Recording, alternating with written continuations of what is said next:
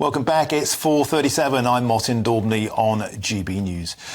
Donald Trump has bounced back on the campaign trail to name his vice presidential nominee. But the former US president's running mate, JD Vance, has come under fire for suggesting that the UK is the first truly Islamist country to obtain nuclear weapons after Labour won the general election. Well, I can now speak with the spokesperson for Republicans overseas, UK, Jennifer Ewing. Jennifer, always a pleasure to have you on the show. So, tell GB News viewers a bit about JD Vance. Many of them won't have heard of him. Who's the guy? What are his policies? Where's he come from? And was it a good choice? Sure. So, first of all, JD Vance, he's a senator from Ohio.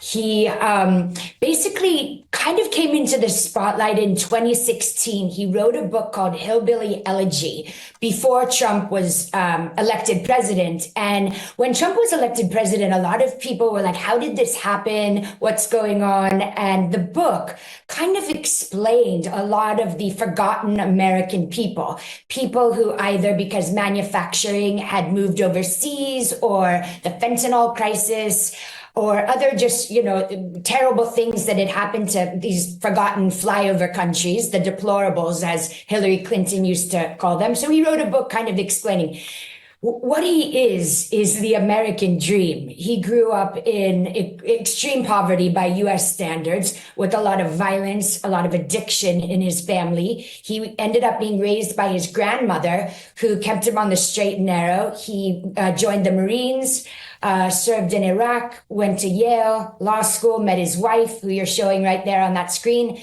and was part of a venture capital firm. So he's got finance and tech experience, and then became the senator for Ohio. You can tell I'm a little excited. He is the person I wanted, selfishly. I'm a bit of a populist, so I think he'll be fantastic. It's a confident vote by Trump. It shows that he is not being led by, maybe others in the party that would have preferred a moderate or would have preferred him to make a choice for, demographic reasons, that sort of thing. JD Vance lines up with a lot of Trump policies, probably a little to the right of him, but it's an excellent choice in my opinion. And Jennifer, I can tell you're excited politically. He is pure Trump, and a lot of politics maybe might chime even with somebody like Nigel Farage on government, kick the politics out of the public sector, on immigration, build the wall, on climate, drill, baby drill, on schools, get the woke out of schools and stop young men looking at so much pornography, which seems to be getting them distracted and sapping their energy. He's not afraid to speak his mind, and he's done so already with these comments clearly made in jest about the UK being an Islamist state. But it's got people this side of the Atlantic clutching their pearls on the liberal side of the spectrum. What might this mean if Trump is elected and this guy is his VP? How the Labour Party handle him?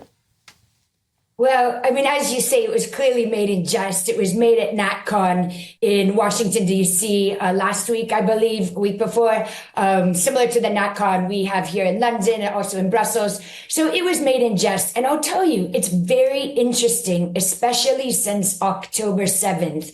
My friends, my family back in the US will check in on me and sort of say, hey, is everything okay in London? A lot of the press over there makes it look like the streets of London are full of these sort of pro-Hamas protesters and that sort of thing. So I think that's what he was referring to, more than actually just Labour getting in, although, he said that because it was something timely to say.